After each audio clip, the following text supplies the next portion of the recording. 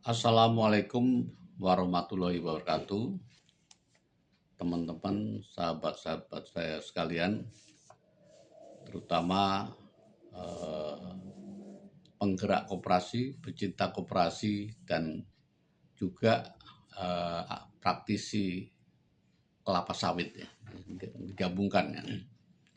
Jadi judul video ini adalah membangun pabrik kelapa sawit komersil atau ekonomis untuk petani sawit mandiri, bukan sekedar wacana.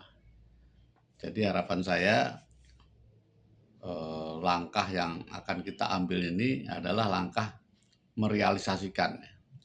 Tapi dalam video ini baru prolog, saya ingin mengungkap ya optimisme dan harapan serta mohon dukungan. Jadi mungkin saya akan sebutkan nama-nama yang akan saya distribusikan, yang kemudian nanti ini berlanjut dengan diskusi yang lebih komprehensif nantinya ke depannya. Tapi saya butuh dulu dukungan, komen, dan sebagainya setelah melihat video ini. Jadi saya bagi beberapa kelompok ya.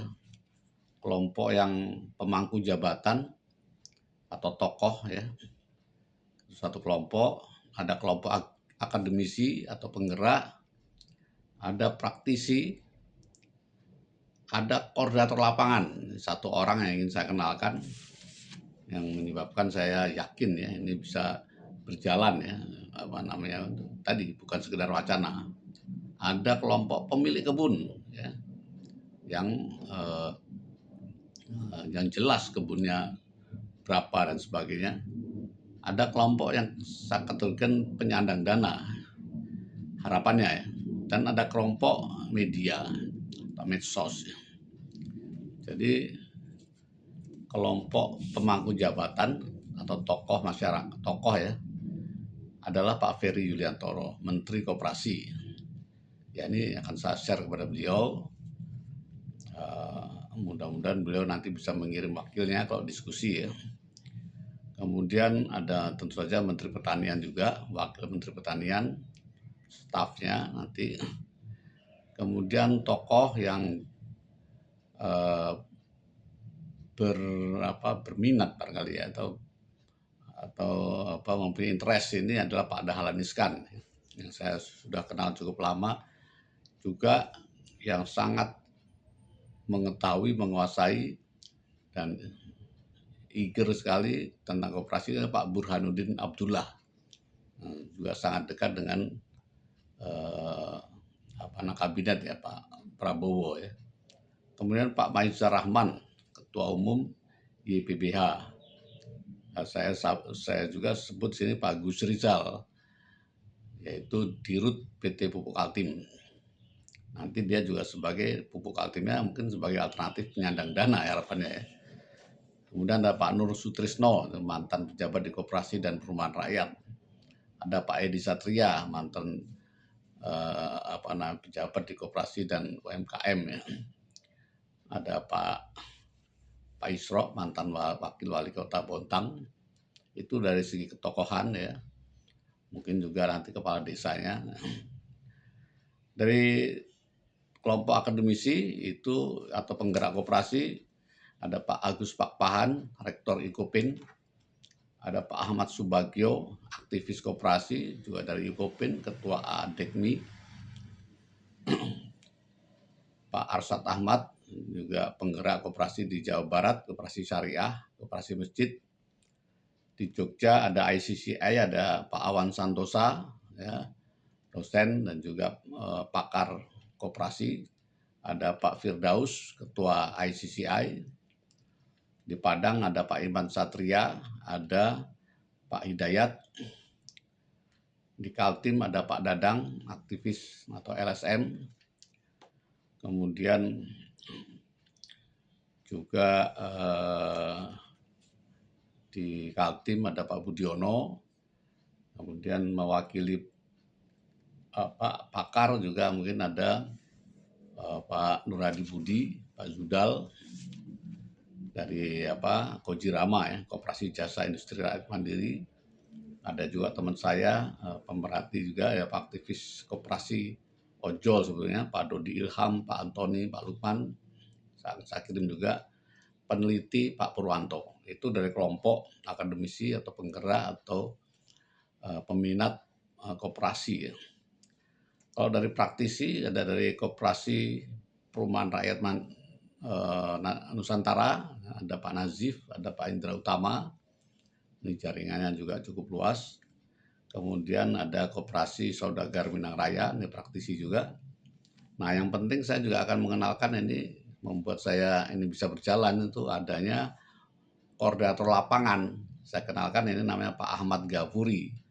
Pak Ahmad Ghafuri itu dia seorang pakar, saya kira, praktisi, sarjana kehutanan, kemudian tadi juga praktisi di lapangan, khususnya di Kaltim. Dia mengelola sawitnya teman-teman saya ya di Posang Palacari, dan dia juga jaringannya cukup luas di Kaltim. Jadi ini sebetulnya motornya nanti ya. Kemudian dari yang penting juga ya pemilik kebun ya. Jadi kami di sini ada 70 orang ya, bisa menjadi core-nya, tentu saja ini kurang ya. Ini menguasai lahan seluas 300 hektar yang sudah ditumbuhi sawit dan sudah panen, ada yang masih berjuang ya, ada yang masih bermasalah, tapi ini potensi semua.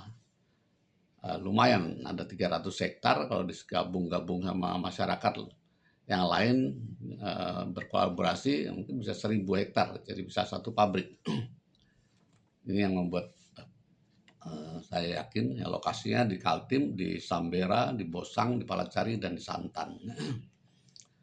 Kemudian kita harapkan dari penyandang dana itu dari Pupuk Kaltim, mudah-mudahan ya, dan PT Kalianusa. PT Kalianusa itu anak perusahaan Pupuk Kaltim yang bergerak di kebun sawit di Kutim, yang sudah beroperasi, sudah punya pabrik, sudah punya ahli-ahli di sana. Jadi bisa kita harapkan ya, baik sebagai kalau bisa jadi penyandang dananya.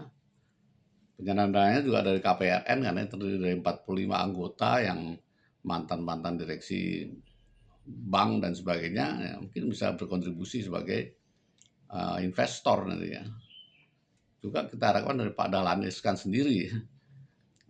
Kemudian koperasi karyawan, itu anggotanya Koperasi Karyawan Pupuk Kaltim. Ini saya share juga ke ketuanya Pak Partono. Ini ada 3.000 anggota ya. Jadi kalau kita berhasil menjaring 5% aja, nah, itu sudah bisa jadi investor yang potensial. Kemudian juga dari medsos ya, saya akan share juga ke Pak Ahmad Sahal dari Cokro TV ya, kemudian Pak Ade Arbandu, Pak Dahlan Iskan sendiri seorang pendiri Jawa Pos dan juga seorang Diswe ya. Kemudian di PKTV ada Pak Teguh Suarjono, PKTV itu TV lokal berlokasi di Bontang. Jadi saya kira sudah lengkap ini kekuatan-kekuatannya ya. Ya intinya mari kita bersama-sama mendiskusikan ini supaya terwujud ya. Kita tahu kemarin ketika Pak Prabowo mengungkapkan adanya nanti peraturan pemerintah yang mengatur ekspor sumber daya alam, baik sawit, CPO, dan maupun batu bara dan yang lainnya, terjadi goncangan terutama di kelapa sawit ini karena kemudian harga kok jadi drop ya cukup mengkhawatirkan ya bagi petani mandiri ini. Di sini terlihat petani mandiri itu betul-betul sangat tergantung pada dan tidak punya bargaining ya terhadap pemilik kebun besar atau pemilik pabrik. Padahal petani mandiri itu kontribusinya 60% dari produksi CPO. Jadi sesuatu yang sangat harus ya, sudah selayaknya petani ini punya kebun punya pabrik untuk mereka sendiri. Nah, jadi bisa dimulai dengan Kaltim ini dengan kekuatan tadi ya. Idenya membentuk koperasi multi pihak ya. Sekarang ini kita punya undang-undang tentang koperasi multi pihak yang terdiri dari petaninya, sini ya, terdiri dari pemikirnya, ya akademisi macam-macam itu, pakar-pakarnya, terdiri dari manajemen yang memanage itu semua, mulai dari kebun sama pabriknya, dan tentu saja pemodal yang penting juga. Ini semua sudah ada di dalam jaringan tadi yang saya sebutkan tadi, anasir-anasir sudah ada. Tinggal dikemas, dikoordinir, disamakan persepsi, diatur dan dibentuk dan berjalan, dan kami sangat mengharapkan dukungan pemerintah. Ya, bukan belum tentu harus dana, dukungan pemerintah itu ya apa namanya, dukungan moral, dukungan misalnya saja ya tolonglah di pupuk Kaltim misalnya supaya CSR-nya ataupun apa pupuk Kaltim itu sendiri mau sharing ya, punya saham di sini untuk apa, hal yang proyek nasional ya, itu proyek nasional. Saya Menteri BUMN mungkin itu salah satu stakeholder yang akan kita pejabat yang akan kita kirim ya, Menteri BUMN misalnya.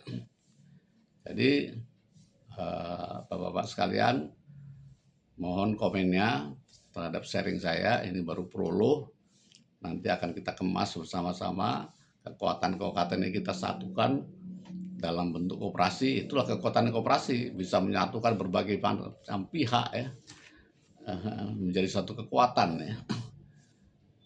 Mohon komennya sehingga kita bisa lanjut ini dengan diskusi yang lebih komprehensif.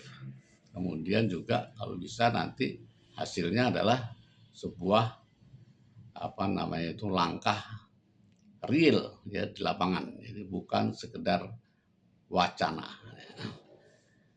Baik, sekian dulu Bapak Ibu sekalian, kami mohon komentarnya, dukungannya, atas perhatiannya.